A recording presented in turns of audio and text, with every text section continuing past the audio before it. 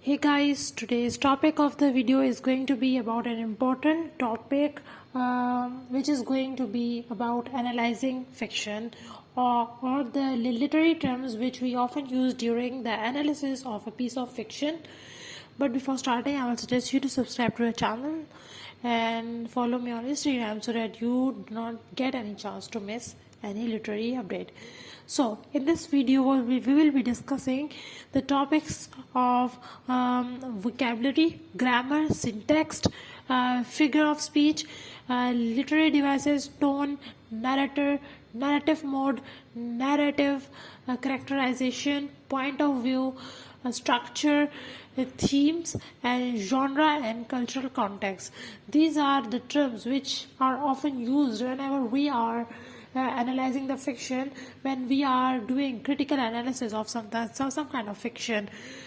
All right, so starting with the introduction, there are some terms which are very necessary in order to analyze a piece of fiction and literature, and these are vocabulary, characterization, how a character is displayed, a grammar. What kind of grammar is used in that? Is it written in past, in future, in present, or whatever? And a point of view, from what point of view it has been written, from first person point of view, second person point of view, or whatever. Syntax, how we use syntax word in that, how the structure is given to the plot, etc. Figure of speech, there are what kind of figure of speeches are used in that. Themes, what are the themes of this particular piece of fiction. Literary devices, what kind of literary devices are used in this fiction. Genre, what's the genre of this fiction? Is it a historical fiction, or it's just a fiction, or is it science fiction, or what? Tone, what's the tone of the writer? Is it bleak? Is it written by Charles Dickens?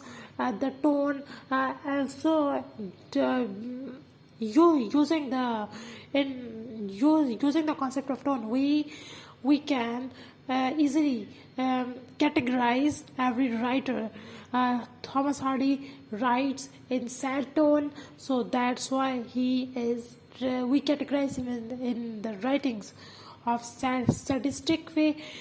And someone writes novels in bleak tone like Charles Dickens, so we name them. So who is cultural context, what's the cultural context of this novel? We will also deconstruct that idea. Who is the narrator? Who is the first person narrator? Is it the character who is narrating the story? Is it the writer who is narrating the story? Who is that? Narrative mode and narrative. So starting with the first literary term, which is vocabulary. So vocabulary is authors make his own choice of word in fiction. The use of vocabulary which is made by an author is derived from register such as colloquial, literary, technical, slang, journalism, and may vary from simple and direct to complex and sophisticated. Which kind of vocabulary he has used? He has used colloquial vocabulary in that. Has he written it in literary form? Is it a literary kind of writing? Is it technical? Is it a slang? Is it a journalistic way, or is it simple or complex, or what? So next is grammar. We also use the term grammar when we are analyzing fiction. Grammar and choice of any grammatical form creates a resonating effect in a fiction. How? Grammar is the relationship of words in sentence, and it includes adjectives, verbs, noun, tenses, which are the important while writing a piece of literature. Next is syntax. Syntax is basically a word or phrase order in a sentence of a language which makes a context coherent and valid. So that's the compact definition of syntax. Different author use different syntax structure in order to focus the dramatic effect in a fiction. I will also make a video on that. Make sure that you subscribe it.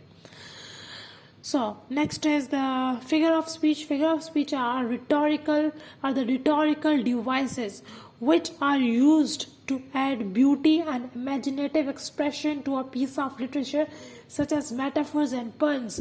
Puns are used, wordplays are used by Shakespeare in his plays. So these are the figure of speeches. And so a series of videos coming on figure of speech. So that will be a series of videos describing every figure of speech, figurative language. So that is coming on my channel. So next is literary devices. In order to identify how deep and effective an author's work is, we identify it through literary devices like imagery, point of view, symbolism, and allusion are some literary devices. Imagery used by writers like Wordsworth in his poems, and like he shows us the picture by his words. And point of view and symbolism used by different writers in their writings, and that's how we infer the meanings through these symbolism. What's the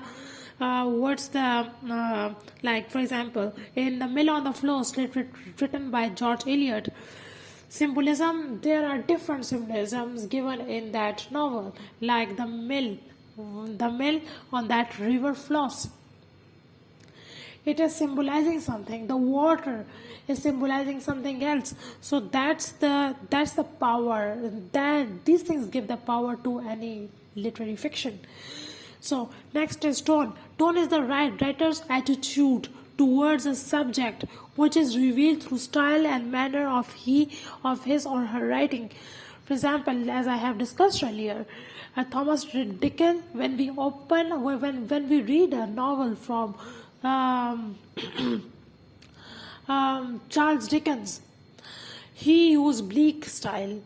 When we open the novel which is The Bell Jar, written by Sylvia Plath, he writes it in a depressing mode, in a depressing tone.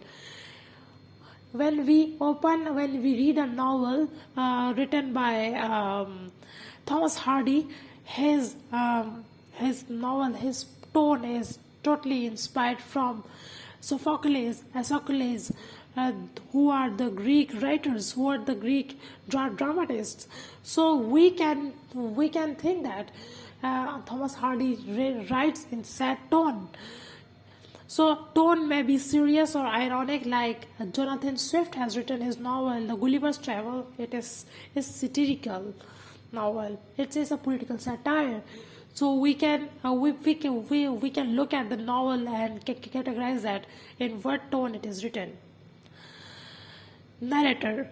The narrator is the person who is telling the story. It can be an omniscient writer who knows everything, who is knowing everything about the character and the plot of the story. Like he's like a god. He knows everything. Alright, that narrator knows everything. He will explain every bits and pieces of the character's psychology.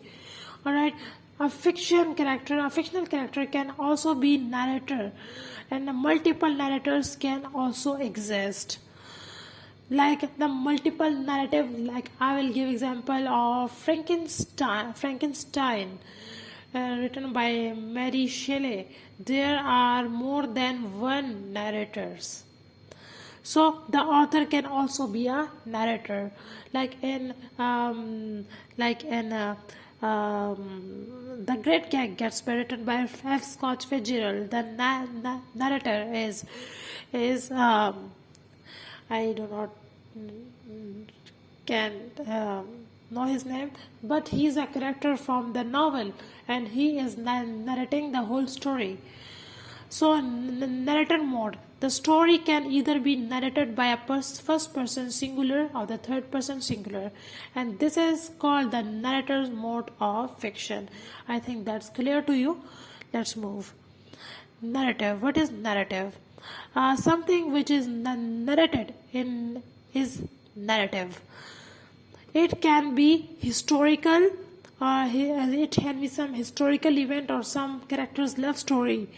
Alright, it's a love narrative. So we say that what's inside the story, it's the narrative. The narrative is a thing which the narrator wishes to relate to the reader. I think that's also clear to you. Characterization. What is characterization? Characterizations are the way by which characters are depicted or created. Physical appearances, psychological characteristics, direct speech, and narrator's opinion about the character is called characterization. I have also posted a video on Chaucer's Art of Characterization. It's a detailed video about characterization. Hope you will enjoy it. Link will be given in description below. Point of view. Point of view is a person's perspective about the event or a particular person in a story. It should not be confused by mere opinion of a character or the narrative. So it's the point of view or the person's perspective about the events of particular person of a story. So how a person perceives a thing, a dilemma or some event in the story is called a point of view. So what is a structure? Structure is a framework, form or shape of a piece of work. Alright, how the piece of work is arranged and how it is constructed, all are taken under the concept of structure. So how it is created, like first is climax or not, like it's just like a straight kind of making graph, or it is a disrupted kind of, like first comes the climax, then comes the smooth path towards the climax, then later comes another climax, like how it is created. Alright, so that's the structure. How a novel is written, simply. Major theme or major topic or issue that are discussed in a piece of literature are called themes. So I think that's enough. Like in what novel I give example to you? Like in Hamlet. No, it's not a novel. It's a play. Like in The Kite Runner, written by Khaled Hosseini, there are different themes. Which one of the themes is friendship. Second is immigration. Third is father-son love, etc. These are the topics discussed in the novel. Genre. What is genre? Short story, novella, or novel are the genres of piece of literature. According to the Merriam-Webster dictionary, a genre is a category of artistic, musical, or literary composition characterized by a particular style, form, or content. Is it a story? It is a novel? Is a play? Or it's what? That's called a genre. What are you reading? I'm reading an essay. So that's the genre of the reading. It's the genre. Like I'm reading the genre essay. So that's the genre. Alright. Cultural context. The cultural or society in which a particular piece of literature is created is reflecting in the work. For example, in which context the novel A Tale of Two Cities is placed. It's written in two cultures, like in London and from Paris. So these two cities contribute to the cultural context of A Tale of Two Cities, written by Charles Dickens. So a piece of literature always contains the themes, meanings, and message of the culture of that particular time. A text which is produced under condition of strict censorship might conceal its meaning using symbolism, allegory, or allusion. It is said that in many non-novels, a writer cannot totally expose the people, but he use some symbols to tell us that that's the wrong thing in the society without totally naming it. So I think that's clear to you. So thanks for watching. I hope you like or dislike this video. Also comment in the comment box for further inquiry, and also subscribe to my channel. Thank you.